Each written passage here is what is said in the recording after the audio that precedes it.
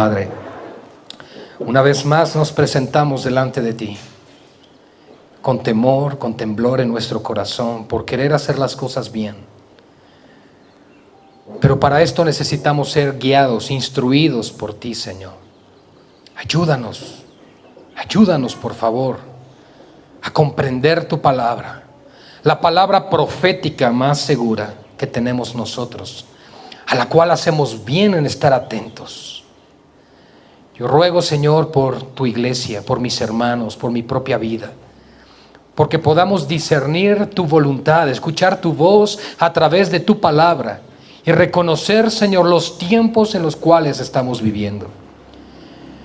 Tu palabra habla de aquellos levitas, esos hombres, hijos de Isaacar, que eran entendidos en los tiempos. Señor, queremos ser un pueblo que camina ciertamente por fe, por convicciones, pero con entendimiento. Habla hoy a tu iglesia, Señor. Háblanos, por favor, Padre, a través de tu palabra y enséñanos a honrar, amar y valorar tu palabra, a respetarla, Señor, y proclamarla tal cual esta ha sido enseñada. Gracias, Padre, por este tiempo, y nos disponemos, Señor, a escuchar tu palabra, en el nombre que sobre todo nombre, en el nombre de Jesús. Amén y amén. Pueden tomar su lugar. Quiero dar también la bienvenida a nuestros hermanos que nos acompañan a través de las redes sociales, del Facebook principalmente. El tema de hoy lo he titulado La esperanza de la resurrección. Y esa esperanza que nosotros tenemos viene de la primera resurrección de nuestro Señor Jesucristo. Cristo tiene las primicias en todo. Cristo es el primogénito, el unigénito, el único que tiene preeminencia en todo. Él resucitó de entre los muertos, pero nosotros tenemos la promesa de resucitar algún día juntamente con Él. Y hermanos, antes de abordar el tema, quiero solamente introducir acerca de los tiempos que estamos viviendo y que tú y yo como iglesia debemos vivir advertidos de lo que sucede a nuestro alrededor. Este mundo no va a mejorar. Las cosas que estamos viviendo van a ir de mal en peor y la iglesia lo tiene que entender, asimilar y comprender. Espiritualmente hablando, el mundo va en decadencia. Primera de Juan 5:9 nos habla que el mundo entero está bajo el poder del maligno. La influencia espiritual que nos rodea son tinieblas y la única luz que resplandece es la iglesia con la proclamación del evangelio. La iglesia es templo y morada del Espíritu Santo y es ese poder del Espíritu de Dios que llegó en Hechos capítulo 2, el día de Pentecostés, lo que detiene, lo que frena la manifestación final del ministerio de la iniquidad. Ese misterio de la iniquidad que manifestará la aparición de la primer bestia que encontramos en Apocalipsis, la bestia anticristo. Este mundo debe entender que eso va a suceder, que vamos encaminados hacia todo esto porque escrito está. Lo que vemos a nuestro alrededor, hermanos, es la perversión creciente. La maldad de los hombres cada vez es mayor. En los días de Noé fue destruida la humanidad porque el corazón o los pensamientos o designios del corazón eran de continuo solamente el mal. Y hoy no hay diferencia. A mayor población, mayor maldad. Gloria a Dios en la iglesia, porque cuando abundó el pecado, sobreabundó su gracia. Pero sin embargo debemos entender lo que está pasando en este mundo, hermanos. La agenda de tinieblas, luciferana, vamos a ponerlo así, donde nuestro enemigo, nuestro adversario, el diablo, está construyendo, levantando una estrategia, una artillería militar pesada, de tal forma que los gobiernos de este mundo caen seducidos ante su tentación. Los gobiernos de este mundo van directo a un colapso económico. La economía de este mundo cada vez va a ser más frágil. Solamente debemos analizar los últimos 4 meses de la humanidad, no de nuestra nación, no de nuestro continente, del mundo. ¿Qué está sucediendo? Y en medio de todo esto, las agendas perversas, pecaminosas, las agendas que son contra naturaleza, también continúan con su misión, con su avance y con su conquista.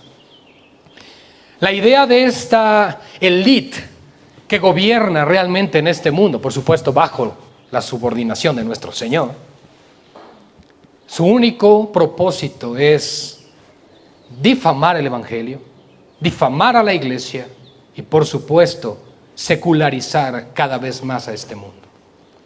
Nos encontramos con un mundo cada vez más perverso, más mundano y cada vez con menos temor de Dios. Nos encontramos con un adoctrinamiento a nivel mundial que seduce a las almas para apartarse del Dios vivo.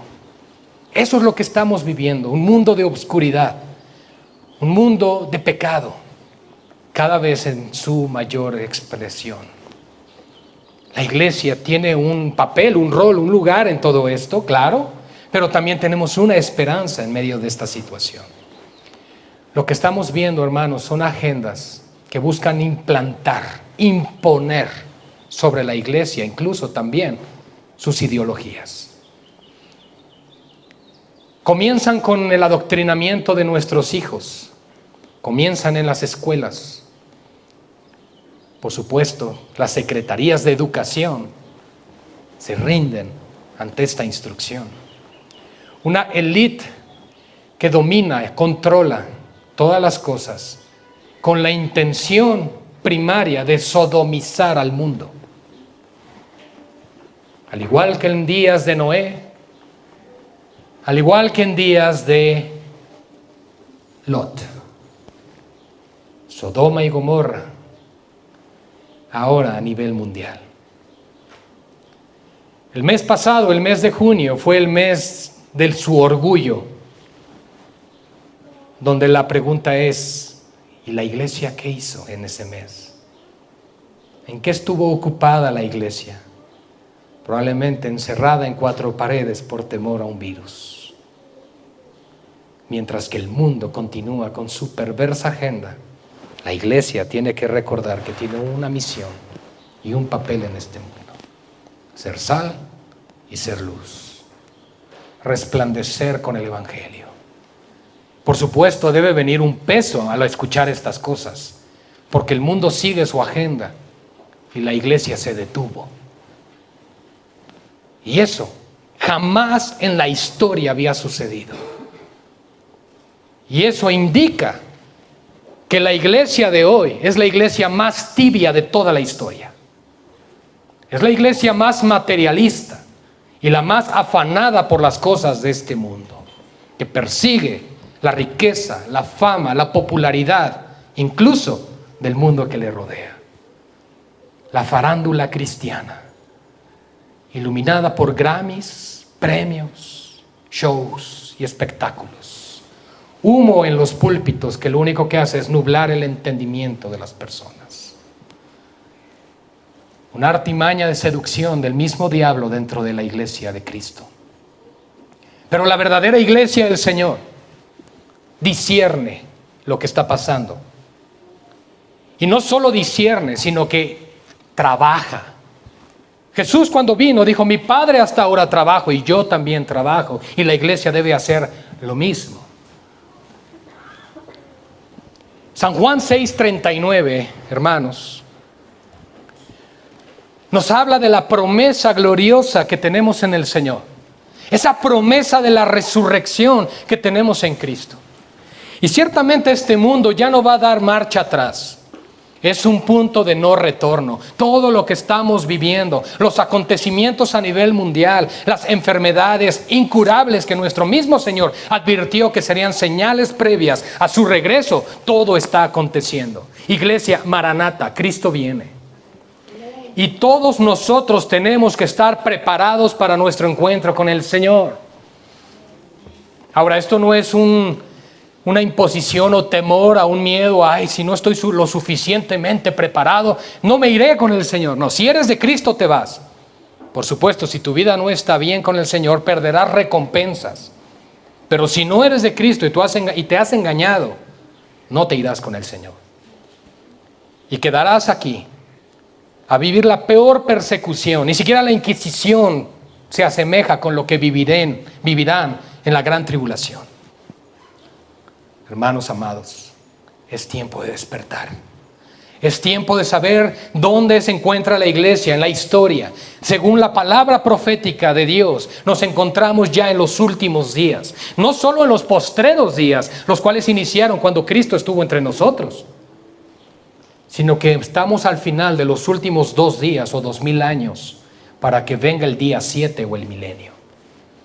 Mis amados hermanos, estamos prontos a irnos a casa. Y saben, nosotros no vamos a caer en la postura o en la inclinación fanatista, ¿verdad? De hermanos, y pues ya no compren, ya no hagan nada porque nos vamos hoy. No lo sabemos, el día y la hora nadie lo sabe. Si lo supiéramos, hermanos, otro cantar, ¿verdad? Pero no lo sabemos. Sin embargo, nosotros debemos estar siempre preparados para esperar a nuestro Señor. La iglesia está en continua expectación. Señor, ¿será hoy? ¿Será hoy el día? ¿Hoy vendrás por nosotros? Así debe vivir la iglesia todos los días. Y al final del día decir, Señor, hoy no viniste, pero por lo menos pude vivir para tu gloria. Pude hacer lo que yo tenía que hacer. Y Juan 6:39 dice así, hermanos, y es una promesa dada por el Señor. Y esta es la voluntad del Padre. ¿De quién es esta voluntad, iglesia? Del Padre. El que me envió, dice el Señor, que de todo lo que me diere, no pierda yo nada. Esa es nuestra seguridad. Hermanos, Cristo es un poderoso Salvador. Cristo no nos pierde. No nos le resbalamos de las manos, no nos salimos de su voluntad, no frustramos sus planes. Un virus, una enfermedad, un accidente, nada puede mover la voluntad de Dios. Nada. Y ahí es la seguridad donde radica la iglesia, en la mano del Señor, en la palma de su mano, donde absolutamente nadie nos puede arrebatar. Esa es la voluntad, que si tú y yo le hemos sido dados por el Padre a Cristo, escucha, tú eres un regalo de Dios el Padre para su Hijo por su obediencia en la cruz. ¿Te habías puesto a pensar en eso? ¿No te habías puesto a pensar por eso que tu vida debe ser de continuo con fruto agradable al Padre, con fruto agradable al Señor, porque eres un regalo por los méritos obtenidos por Cristo en la cruz? Él lo dice en Isaías capítulo 53, pero verá linaje. Somos su pueblo, somos su iglesia, le pertenecemos al Señor. Y Él dice, todo lo que me diere, dice el Padre que esta es su voluntad, que no pierda absolutamente nada, sino que lo resucite en el día postrero. Hermanos, esa es nuestra promesa, es la esperanza de la resurrección. Cristo resucitó de entre los muertos. Esa es nuestra fe, es nuestra creencia, es nuestra convicción. Y ahora, basados en esa convicción, nosotros tenemos una promesa más en el Señor, que aquellos que estemos en Él resucitaremos juntamente con Él. Esa es nuestra esperanza, hermanos. Y quiero que me acompañen, por favor, a 1 de Tesalonicenses, capítulo 4, versos 13 al 18. 1 de Tesalonicenses 13 al 18. Saben, esta es una de las enseñanzas que el movimiento del reino ahora, de la iglesia que quiere gobernar, reinar y establecer su voluntad aquí, ya casi no enseña. La doctrina del arrebatamiento de la iglesia. La iglesia se va con el Señor. Ya sea que resucitemos, porque nos llamó antes a su presencia, o estemos vivos en ese momento. Pero todos aquí tenemos que salir de este lugar en esta mañana con la convicción de que Jesús vuelve. Y con la convicción entonces de que nuestras vidas deben serle agradables a Él. ¿Y cómo van a ser estos sucesos? Dice así la palabra del Señor. Tampoco queremos, hermanos, dice Pablo, que ignoréis. Fíjense, la voluntad de Dios es que no haya ignorancia, que no desconozcamos su voluntad, sino que conozcamos su propósito. Que ignoréis acerca de los que duermen. Gloria a Dios, porque aquellos que han partido con el Señor duermen. Ahora, podrías pensar en este momento, ¿cómo es que duermen? ¿Están así como en un estado donde no saben ni son de aquí, de allá, o qué sucede? No. implica que su cuerpo volvió al polvo y está aguardando el día de la resurrección, pero su alma se está gozando en la presencia del Señor. Así que dice, no quiero que ignoren acerca de los que duermen, para que no haya tristeza como los otros que no tienen esperanza. Y yo creo que tú has podido ver cuando asistes a algún funeral, yo creo que todos hemos ido a algún funeral en alguna ocasión, y nos encontramos con personas que cuando no conocen del Señor y desconocen el destino de esa alma, solo sufren, lamentan, lloran, y ¿por qué no le dije que le amaba? ¿Y por qué no esto? ¿Y por qué no el otro? Y no lo volveré a ver. Ese es el lamento. No volveré a ver a mi ser querido. Pero la palabra a ti y a mí nos da la promesa, nos volveremos a ver. Nos volveremos a ver en Cristo. Y por eso está diciendo, no quiero que ignoren esto, porque es la esperanza que tenemos. Esta es la esperanza que tenemos, para que no te entristezcas. Nos duele cuando un ser querido parte, ¿verdad? Pero cuando parte con el Señor, hermanos, aunque haya tristeza temporal por la ausencia de la persona, sabemos que algún día nos volveremos a ver. Y esa es la confianza que tenemos. Por eso Pablo escribe esto a la iglesia. La iglesia de Tesalónica era una iglesia muy entendida en términos de escatología. Escatología es el estudio de las últimas cosas. Y precisamente en este tema o en este asunto, los de Tesalónica, como ya estaban viviendo cierta persecución por causa del Imperio Romano hacia los creyentes, pensaron que ya era el día del Señor. Y entonces Pablo escribe para corregir algunos aspectos. Y les dice así, porque si creemos que Jesús murió y resucitó, ¿creemos esto, iglesia? Así también traerá Dios con Jesús a los que durmieron con Él. Gloria al Señor. En Él, por lo cual os decimos esto en palabra del Señor, que nosotros que vivimos, que habremos quedado hasta la venida del Señor, no precederemos a los que durmieron. En otras palabras, no es primero el arrebatamiento de la iglesia y luego la resurrección, no. Dice, porque el Señor mismo, con voz de mando, ¿quién nos va a llamar? Cristo mismo, el Señor viene por su iglesia. El Señor mismo, con voz de mando, con voz de arcángel y con trompeta de Dios, descenderá del cielo. Y aquí viene el orden. Y los muertos en Cristo resucitarán primero. Eso es lo primero. ¿Quién resucitó primero? Cristo. Y luego los que durmieron en Él resucitarán. Luego, dice verso 17, nosotros, dice Pablo, los que vivimos, los que hayamos quedado, seremos arrebatados juntamente con ellos en las nubes para recibir al Señor en el aire, y así estaremos siempre con el Señor. Vean solamente cómo maneja los verbos el apóstol Pablo. Los que estemos vivos, los que quedemos. Ellos saben, ellos sabían, y nosotros sabemos que en cualquier momento el Señor puede regresar. Él no está diciendo, y los que estén vivos en aquel día, no, Él se incluye en aquellos que pudieran estar presentes en el evento del arrebatamiento.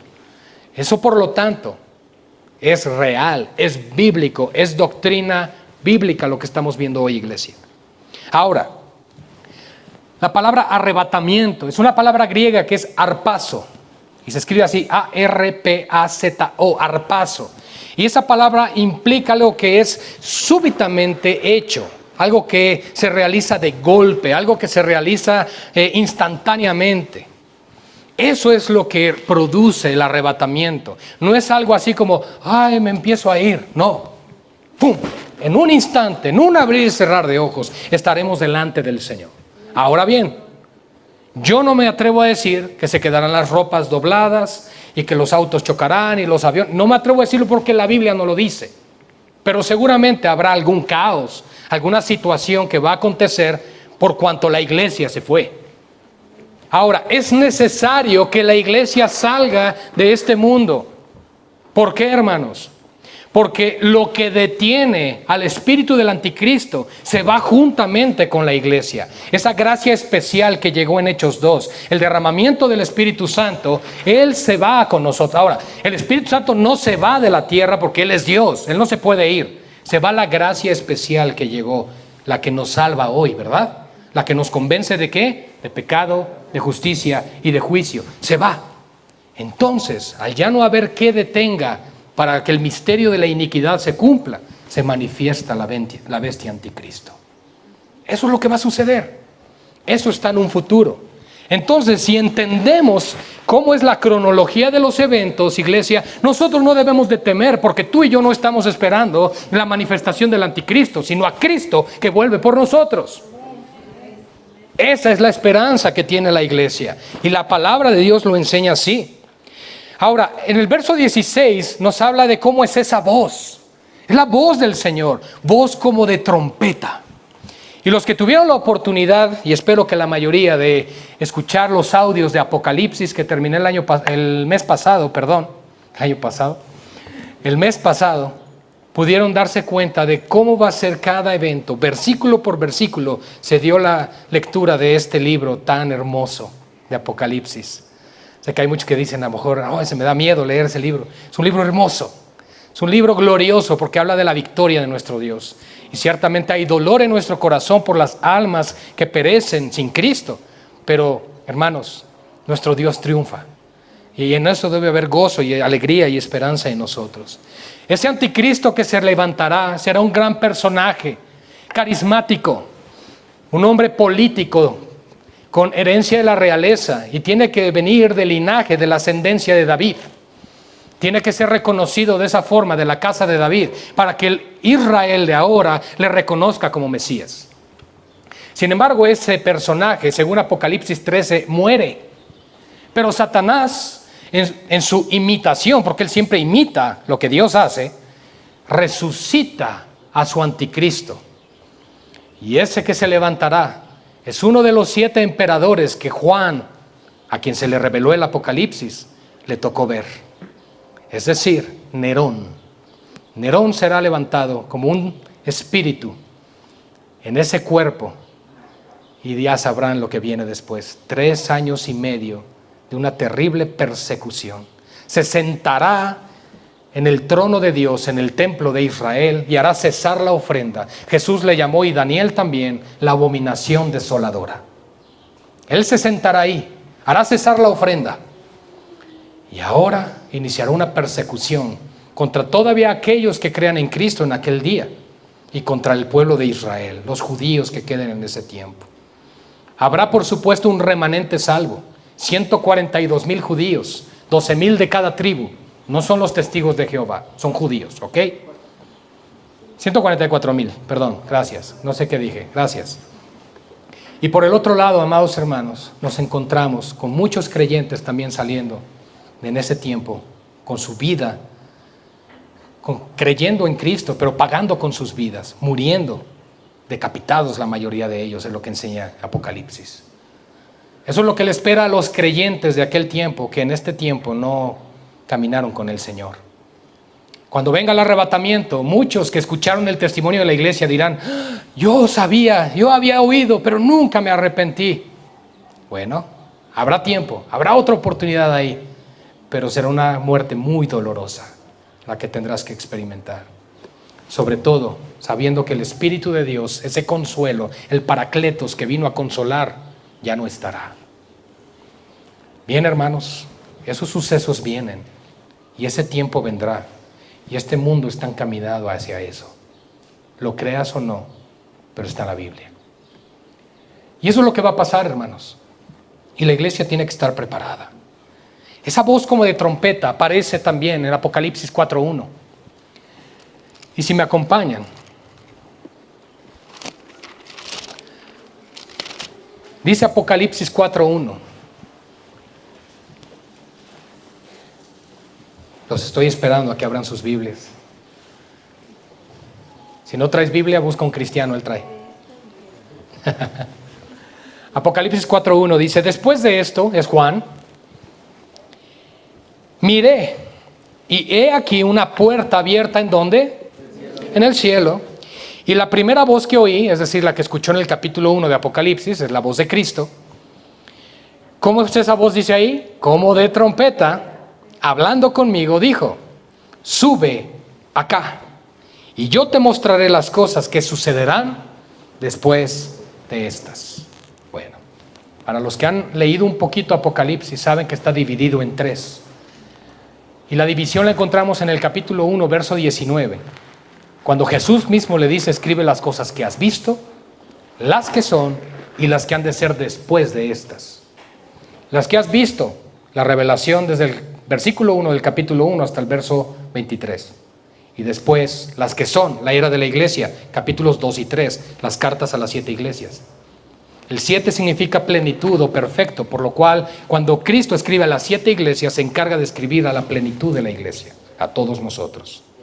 Y a partir del capítulo 4 comienzan las cosas que han de suceder después de estas. Y Juan es llevado al cielo.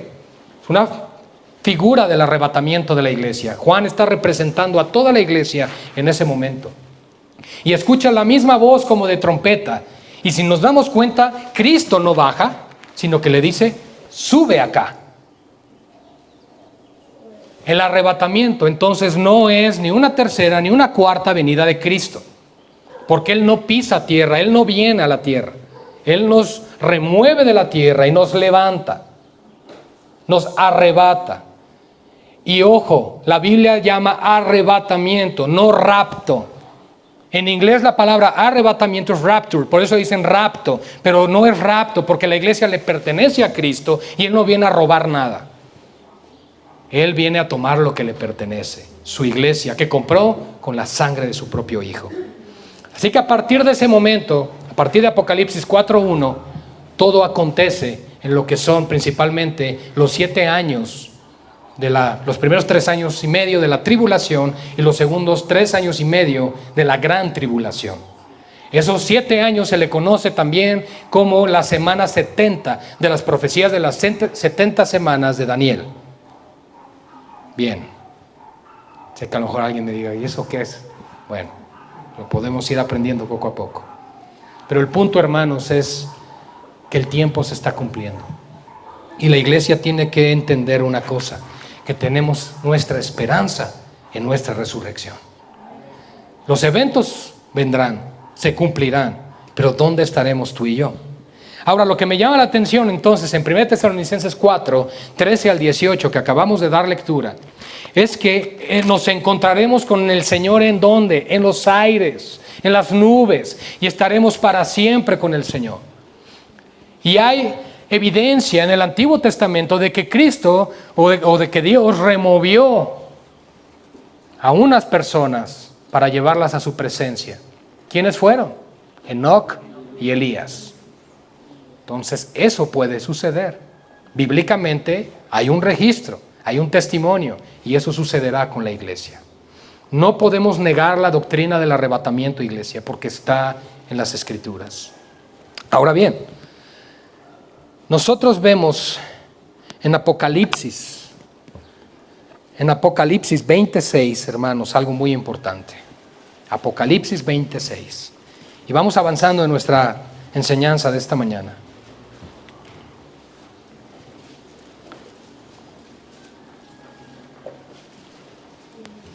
Dice así la palabra del Señor: bienaventurado y santo el que tiene parte en la primera resurrección.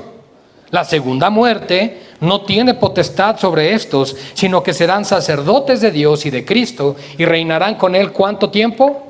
1000 años. Después de ese milenio viene la eternidad. Ahora, fíjense lo que está diciendo: bienaventurados los que tienen su parte en la primera resurrección. La primera resurrección es un evento que engloba varios eventos. Como lo hemos dicho, Cristo, las primicias. Él fue el primero en resucitar. Luego los que son de Cristo en su venida. Luego habrá otra resurrección. Al final de esos 7 años de la gran tribulación, habrá una guerra que se llama Armagedón. En hebreo, Megiddo. Es ese valle que se encuentra entre Jerusalén y la zona del mar para poder llegar hacia la gran capital. En ese valle habrá una gran guerra. Aún los montes se partirán y habrán cosas tremendas en ese tiempo. Pero al final de ese Armagedón habrá un juicio. Y ese juicio lo encontramos en Mateo capítulo 25, conocido como el juicio de las naciones. Es cuando Dios separa ovejas de cabritos. Pero ese juicio, amada iglesia, es solamente para los que estuvieron durante los 7 años de la gran tribulación. ¿Cuándo fue juzgada la iglesia? cuando fue arrebatada antes de esos 7 años, nosotros llegamos a la presencia del Señor.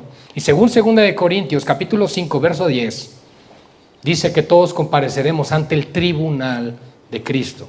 Ese es el juicio de la iglesia, el tribunal de Cristo, antes de los 7 años, es decir, cuando somos arrebatados. Después de ese tiempo, pasan los 7 años y al final de esos 7 años, Cristo regresa con su iglesia. Apocalipsis 19 es cuando Cristo regresa. La segunda venida de Cristo, esa sí es la segunda venida de Cristo. Y entonces hay un juicio, es el juicio de las naciones. Y los que hayan muerto en ese periodo también resucitarán para ese juicio. Es parte también de la primera resurrección. Pero después del milenio habrá un juicio final, que es el juicio ante el gran trono blanco. Ya vimos 3 juicios ahorita. No es solo un juicio, hermanos, hay 3. Y al final del milenio, de estos 1000 años que nos está diciendo la palabra, habrá otra guerra llamada Gog y Magog. Y en ese tiempo, amada iglesia, habrá el juicio final. Todos los libros serán abiertos. Todos los impíos no justificados por Cristo resucitarán desde Caín hasta ese momento. Unos resucitaron, ¿verdad?, para salvación y otros para confusión perpetua, dice Daniel también. Ahí habrá sobrevivientes, por supuesto, del milenio, que también serán salvos. Pero algunos, o más bien toda la mayoría que esté ahí, serán condenados. ¿Por qué? Porque no se hallaron inscritos en el libro de la vida del Cordero. Y serán lanzados al lago de fuego que arde con azufre. Ese será el destino final. Y no solamente serán lanzados ellos, sino también fue lanzado a la bestia anticristo, la bestia del falso profeta. Porque habrá un personaje político y un personaje religioso. Son esas 2 bestias que habla Apocalipsis. Serán lanzados a ese lugar, inaugurarán el lago de fuego, de hecho. También el diablo después será lanzado ahí. Ahorita el diablo anda suelto y anda alrededor buscando a quién devorar, ¿ok? El diablo no está atado, iglesia. Y al diablo no se le ata en un culto de adoración. No, hermanos. El único que ata al diablo es Dios. Y enviará un ángel en su momento con la llave del pozo del abismo para atarlo 1000 años. Es el único registro bíblico donde Satanás es atado. Más bien fue desenmascarado, revelado su ministerio por Cristo y la cruz, y fue desarmado porque ahora ya no tiene poder y autoridad sobre la muerte. Cristo tiene las llaves del Hades, Cristo tiene las llaves de la muerte, pero Satanás sigue operando igual. Ojo con esto. Ahora bien, al final de ese tiempo entonces habrá ese último juicio, y aquellos que no fueron hallados en el libro de la vida. ¿Y saben cuándo fueron escritos nuestros nombres ahí? Desde la fundación del mundo. Tú probablemente piensas, pues el día que me arrepentí y creí en el Señor. No. El nombre de los salvos está escrito en el libro de la vida desde la fundación del mundo. Tú y yo fuimos predestinados a la salvación desde antes de la fundación del mundo. El que es salvo en la economía de Dios, es decir, en la mente de Dios, siempre lo ha sido, es y será salvo. Aunque la salvación vino algún día cuando tenías 28 años, 35, lo que sea, pero en la mente de Dios siempre fuiste suyo. Porque el mismo Cordero fue inmolado antes de la fundación del mundo. Antes de que Dios dijera, sea la luz, Cristo ya había sido ofrecido en rescate por su iglesia. ¿Se dan cuenta el gran amor de Dios?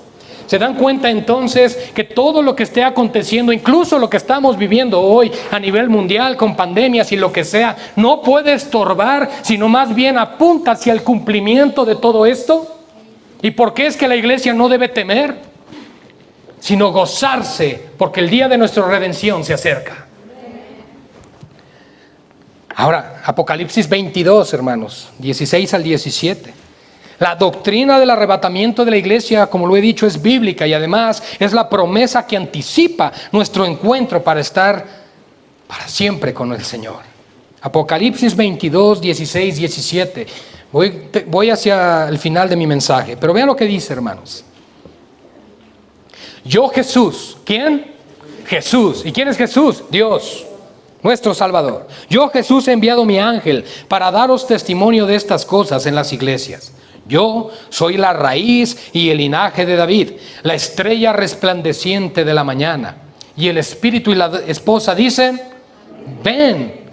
Y el que oye diga, ven. Y el que tiene sed venga. Y el que quiera tome del agua de la vida gratuitamente. Debe haber un clamor en nosotros que dice, ven Señor, ven. El que escucha esto dice, sí Señor, ven. Porque nosotros no podemos permanecer inertes ante todo el pecado que está sucediendo a nuestro alrededor. Ciertamente salimos de ahí, tenemos compasión, tenemos misericordia. Vemos a un homosexual y le predicamos el evangelio, tenemos compasión, no lo atacamos, no lo juzgamos. Le hablamos el evangelio, pero no participamos en sus obras. Pastor, mi hijo es homosexual, ¿qué hago? Pues simplemente es tu hijo, le amas y le dices, esas prácticas a esta casa no entran. Punto. Pero es que es mi hijo. ¿A quién debes obedecer primero? A Dios. ¿Y significa que entonces ya no ames a tu hijo? No. ¿Que no veas por él? No.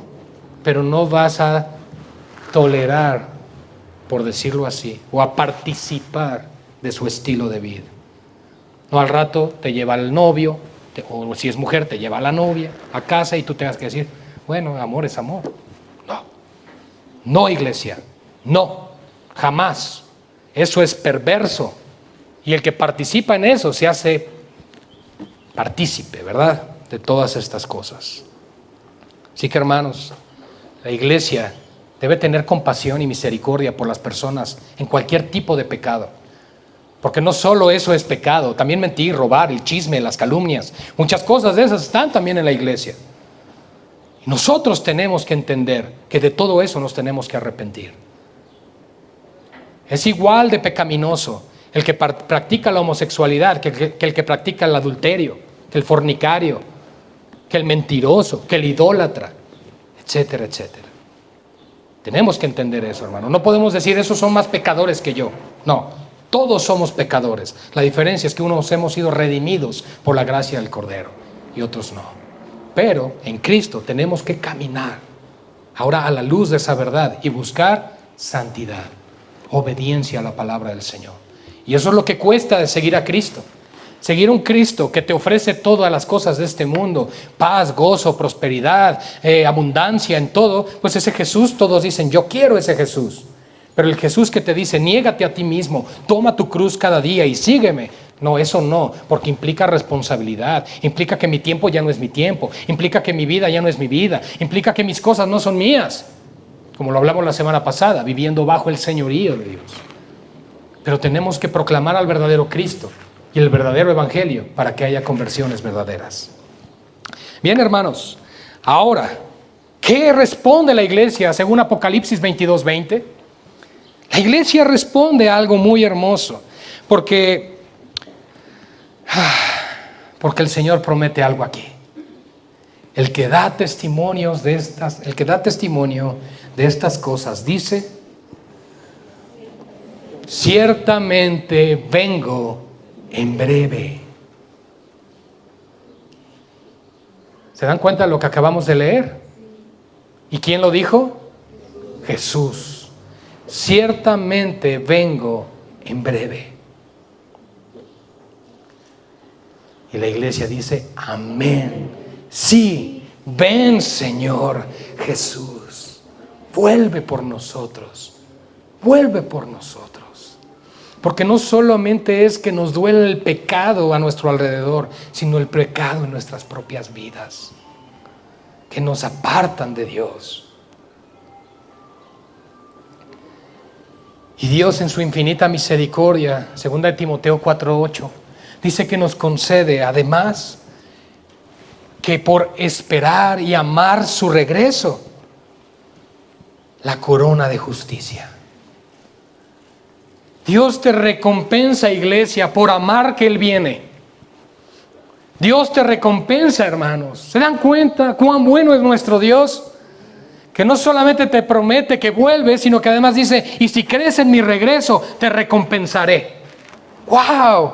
Dice 2 Timoteo 4:8, por lo demás, dice Pablo, me está guardada la corona de justicia, la cual me dará el Señor, juez justo, en aquel día. Y no solo a mí, sino también a todos los que aman su venida.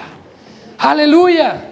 Aleluya, iglesia, ama la venida del Señor. Tú tienes que amar que Cristo vuelva y vivir a la luz de esa realidad. Cristo vuelve por nosotros, Cristo vuelve por su iglesia. Eso debe de ser la promesa, la fidelidad de Dios, que cada día te levanta, te sostiene y dices, amén. Amén, Señor, yo estaré contigo eternamente, mi familia estará contigo. Encárgate de eso, responsabilízate de los tuyos, iglesia, para que se vayan con el Señor. ¿Cuál debe ser entonces la condición de la iglesia a la luz de nuestro encuentro con Cristo? ¿Cuál debe ser esa expectativa, esa condición de nuestro corazón? ¿Cómo debe encontrar hoy Dios a su iglesia? Si Él hace una especie de escaneo sobre el mundo, ¿cómo encuentra a su iglesia? ¿Cómo encuentra tu vida? ¿Cómo te encuentra? ¿Cómo encuentra tu familia? Y volvemos a 1 de Tesalonicenses, capítulo 5. Versos 4 al 11. Y vamos a concluir ahí. Estaba yo preparando este tema y me gozaba. Me gozaba y me gozo. Y me gozaré aún porque el Señor vuelve. Y ruego a Dios que cada uno de nosotros experimentemos lo mismo. Y que si tienes demasiado afán por las cosas de este mundo, por tu trabajo, por tu negocio, incluso por tu familia, pídele al Señor, Señor, comiénzame a dar más amor por ti. Comiénzame a dar más amor por ti, por favor, porque estoy demasiado afanado por las cosas de este mundo. Todavía lo que tengo que hacer, viajar, comprar. No, Señor. Que mi corazón solo se encuentre anhelando tu regreso. Que así sea, hermanos, que así sea. Mientras tanto, trabaja, haz tus negocios, todo honestamente delante de los ojos de Dios. Haz lo que tengas que hacer, pero no dejes de vivir cada día para la gloria de Dios y de vivir a la luz de esta promesa, de esta esperanza, que algún día resucitaremos con Él. Ahorita hay muchos hermanos que han partido con el Señor por el coronavirus, pero deben saber una cosa: su esperanza está en resucitar algún día. Y ahora están mejor que tú y que yo. Tú y yo no quisiéramos ser parte de esas estadísticas de los muertos. Pero Pablo dice, pues yo preferiría estar con Cristo, que es mucho mejor. Pero si Cristo me deja aquí, pues es por algo. Si no te has muerto es por algo. Porque Dios no ha acabado contigo. No va a acabar contigo un virus. Es cuando Dios diga. Es cuando Dios diga, es tiempo de partir. Vámonos, Señor. Por un virus, sí, o me resbalé en la regadera, o choqué, o dormidito, como sea. Cuando el Señor acabe, Él te llamará. No antes, no después. Tenemos una hermana aquí, nuestra hermana Marta Lilia es médico. Ella ha estado en medio de estas situaciones. Amistades o compañeros de ella se han contagiado, han muerto, pero ella está aquí. Y han sido expuestos de la misma manera. Y no solo se trata de una cuestión de fe, se trata de entender que Dios tiene soberanía y que Dios tiene planes y propósitos para sus hijos y que nada ni nadie los va a frustrar, hermanos. ¿Cuántas veces, iglesia, cuántas veces quisieron matar a nuestro Señor Jesucristo desde bebé? ¿Y cuándo murió? Cuando según el previo y anticipado consejo de Dios lo determinó. No antes y no después. Ha llegado la hora de que vuelva a mi Padre, su Padre, a mi Dios, su Dios. Hermanos, ese es el Dios en el que yo creo. Y ese es el Dios de la Biblia. Y ese es el Dios en el cual debes de creer. Entiendo que nadie se quiera enfermar. O sea, nadie nos gusta. Eso es lógico. Y nos vamos a cuidar. Claro, somos responsables de cuidar nuestros cuerpos. Por supuesto. Si no, tampoco comeríamos. Pero hermanos, el temor jamás, jamás debe gobernar la mente y el corazón de un creyente. Jamás. Solo el temor de Dios. Solamente ese. Y dice 1 Tesalonicenses 5, 4 al 11, iglesia. Mas vosotros, iglesia, no estamos en tinieblas, para que aquel día nos sorprenda como ladrón. Es decir, tú y yo no vivimos de tal manera que decimos, Dios no quiera que hoy venga porque quién sabe si me voy con Él. No.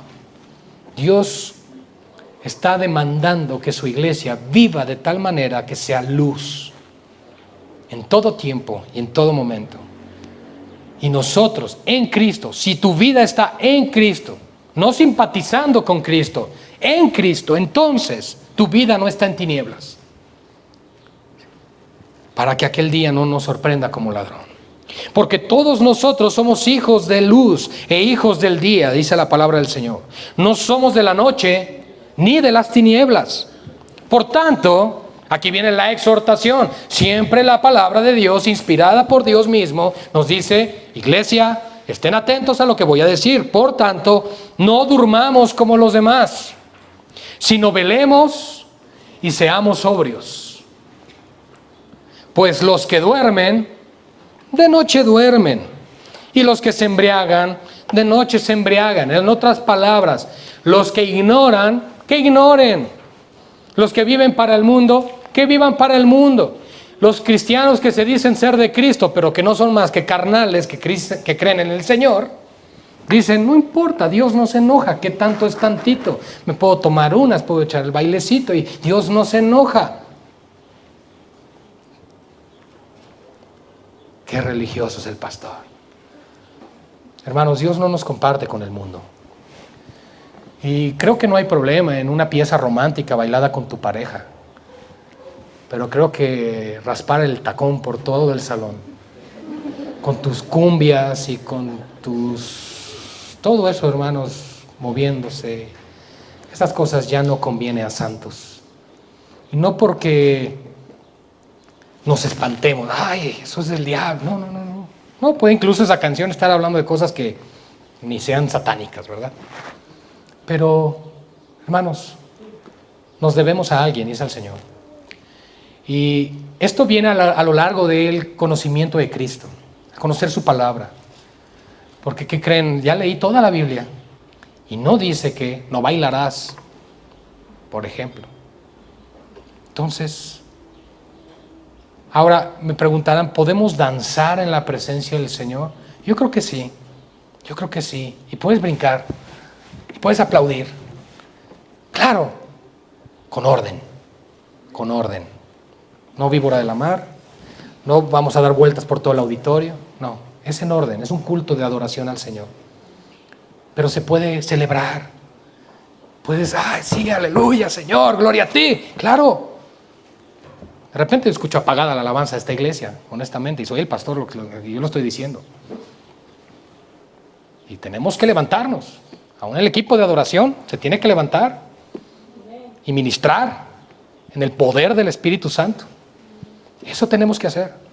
Buscar más y más del Señor. Y hermanos, este no nos va a encontrar en tinieblas, sino en luz, aguardando la promesa, la bienaventuranza de nuestro Señor. Pero nosotros que somos del día, somos sobrios. ¿Cómo nos dice? Sobrios. No siendo desviados de la voluntad de Dios. ¿Qué causa la embriaguez? Confusión, ¿verdad? No ves bien, borroso. Nada tiene como que no lo percibes igual. Entonces, ¿cómo vas a discernir las cosas del Espíritu si te embriagas con las cosas del mundo? No se puede. No se puede. Es imposible. No podemos hacerlo, iglesia. No te engañes.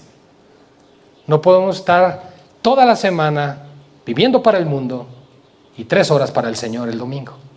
No se puede. Y si vives así, no sé si te vayas con el Señor. Tengo que decírtelo también.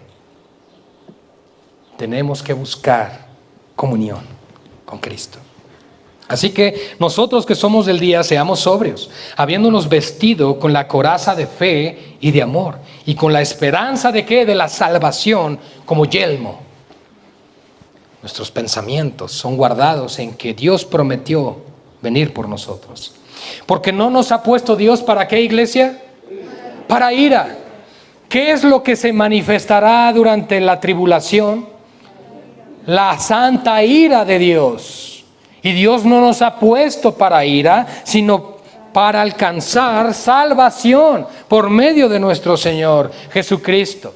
Una evidencia más de que la iglesia redimida de este tiempo no pasa por la gran tribulación. Cristo nos libra de la ira venidera. Cristo nos libra de la ira venidera. Porque no nos ha puesto Dios para esa ira, sino para alcanzar la salvación por medio de nuestro Señor Jesucristo. Y luego recuerda la manifestación más gloriosa de amor, quien murió por nosotros. Para que ya sea que velemos, es decir, que estemos vivos. ¿Qué hace el creyente que está vivo? Vela, está velando. O durmamos, los que ya partieron con el Señor, ya sea cualquiera de las dos, vivamos juntamente con Él. Y al final concluye Pablo con lo que estamos haciendo hoy en este lugar. Por lo cual, animaos unos a otros y edificaos unos a otros, así como lo hacéis. Porque estas palabras traen consuelo y refrigerio a la iglesia. Iglesia, Maranata, Cristo vuelve. Oremos. Padre, gracias. Gracias, Señor, por la esperanza gloriosa que tenemos en ti. La esperanza bienaventurada de nuestro encuentro contigo en las nubes, en el aire. Señor, ya sea que partamos antes contigo y durmamos en ti, o sea que ese día nos encuentre con vida, somos tuyos, te pertenecemos. Y volveremos a ti, Señor, volveremos a ti. Por lo cual, mi Padre, ruego, Señor, porque cada uno de los que estamos en este lugar y todos aquellos que lleguen a escuchar este mensaje puedan afirmar su fe, su esperanza y su confianza en tu palabra y en tus promesas. Porque la esperanza de la resurrección, Señor, para nosotros es la promesa más gloriosa que tenemos, porque es entonces el inicio de esa vida eterna que tendremos contigo. Ayúdanos, Padre, a nunca olvidar tu palabra y tus promesas y a vivir a la luz de esta verdad. Para que vivamos, Señor, velando, no durmiendo, no distrayéndonos con las cosas del mundo, no embriagándonos con las cosas de esta vida, sino sobriamente, para entonces discernir nuestro encuentro contigo.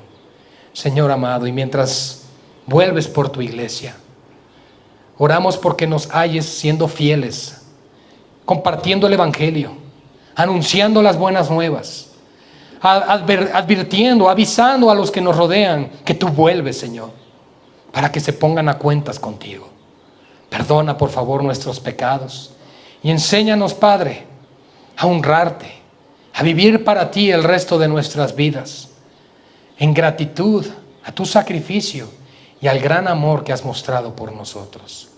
A ti damos gracias, papá, en esta mañana por tu infinita y gloriosa palabra, porque es eterna, Señor.